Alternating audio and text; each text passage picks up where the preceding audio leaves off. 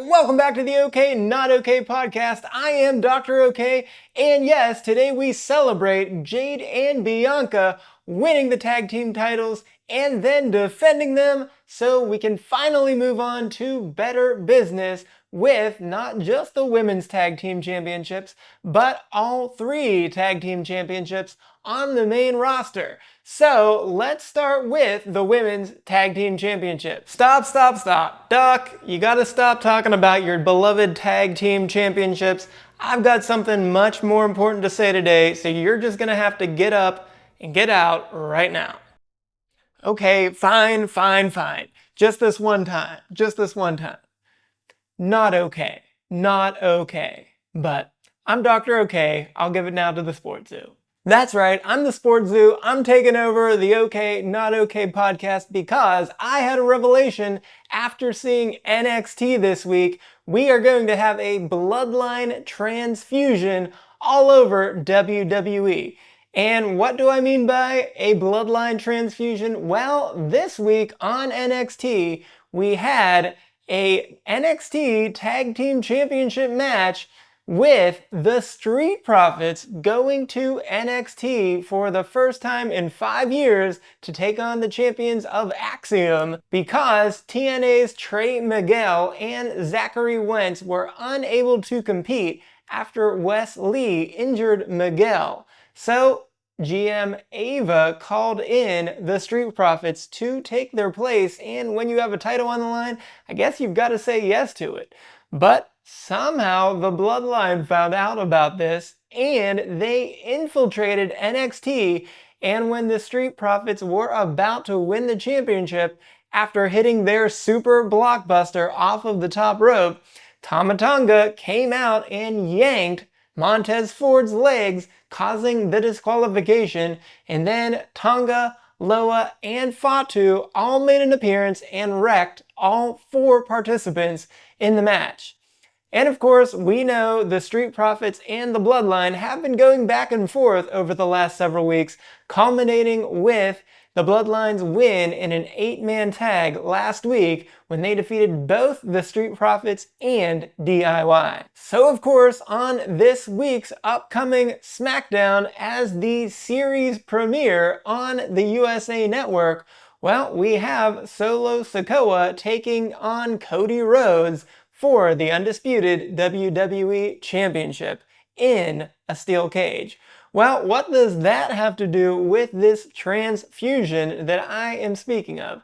Well, a lot. Because here's how we're going to have it play out from here. Well, Sikoa is of course going to lose to Cody Rhodes, but because it is this big series premiere, the OTC Roman Reigns is going to show up and find a way to cost Solo Sikoa the championship. Well, then on SmackDown from there, Rhodes is going to talk to the Bloodline and he's going to say that Sikoa is done with his opportunities and instead he will then accept Jacob Fatu as his opponent for Bad Blood and only Fatu. So Sikoa will reluctantly agree to this, so that will be our matchup for Bad Blood because of course Cody Rhodes has to be on this PLE. It is in his hometown after all, and he doesn't seem to like to take any PLEs off. Much different than the former champion. Well, even though Fatu has been a really incredible character so far, unfortunately he will have to lose this match against Rhodes at Bad Blood, and quite frankly, perhaps Roman Reigns will interfere yet again in this one. But that's not where this transfusion ends. In fact, it's just the beginning because on the following night's Monday Night Raw, we will finally have the Intercontinental Championship match between Braun Breaker and main event Jey Uso because we seem to only have 5 or 6 matches on a card for a PLE, so that's one that's just gonna have to get bumped, I think. Nonetheless, it will make more sense then because then the Bloodline, led by Solo Sikoa, is going to infiltrate Monday Night Raw and cost Jey Uso the championship against Braun Breaker. And then, of course, from there, we will then have Sami Zayn trying to help Jey Uso, but he'll get wrecked by the Bloodline as well. So then we will skip ahead to SmackDown either 1 week or 2 weeks later, however many weeks. We have a few weeks before we get to Crown Jewel after that. But that's where we will mysteriously see the wise man, Paul Heyman, make a surprise appearance, and he'll be alone, just speaking with Nick Aldis.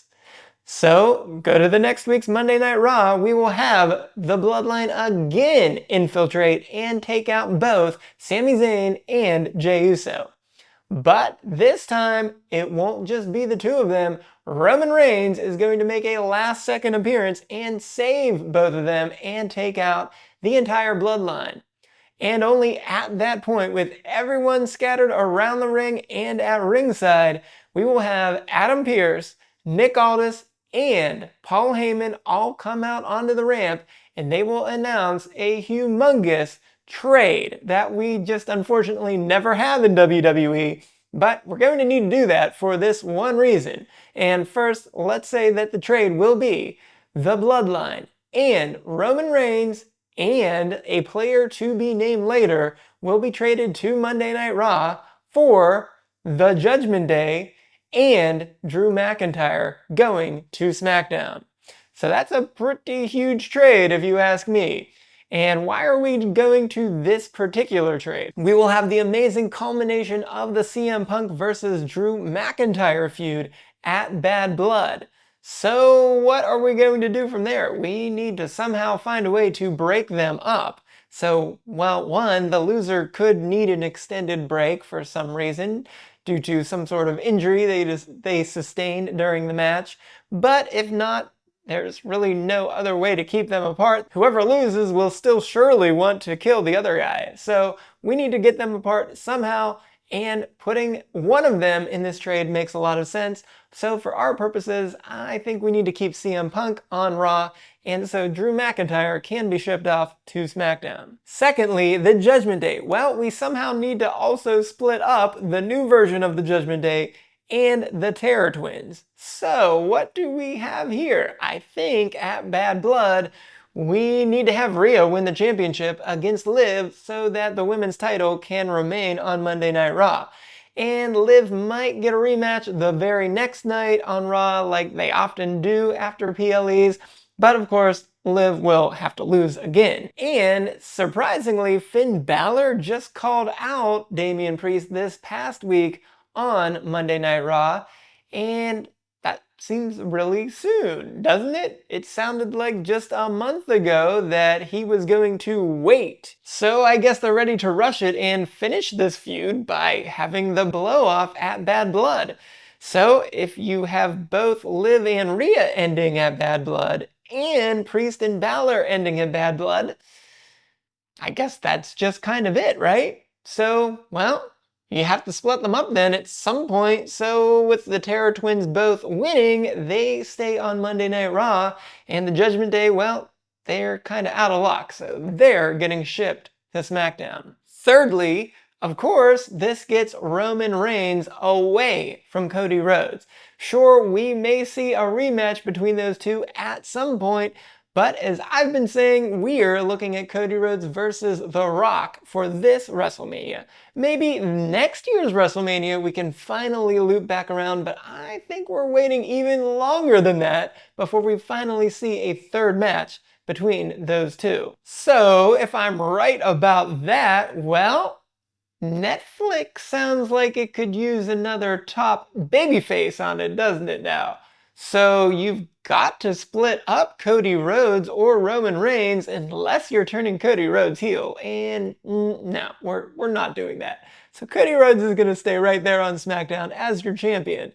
But Roman Reigns has got to ship on out to Monday Night Raw where, well, he could take on Gunther as the champion, but he has a lot of bloodline business to take care of first. So that can certainly occupy all of his time all the way through WrestleMania.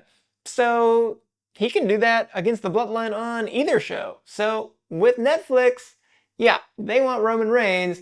I'm sure USA will be sad to lose him since they're just getting him now after all this time on Fox. But Oh well, they're going to keep Cody Rhodes, so that's pretty good too, right?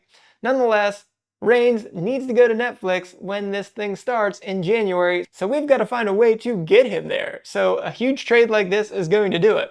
Well, as I said, there's also a player to be named later, and well, this is because the numbers are uneven because the Judgment Day has one extra member than the Bloodline.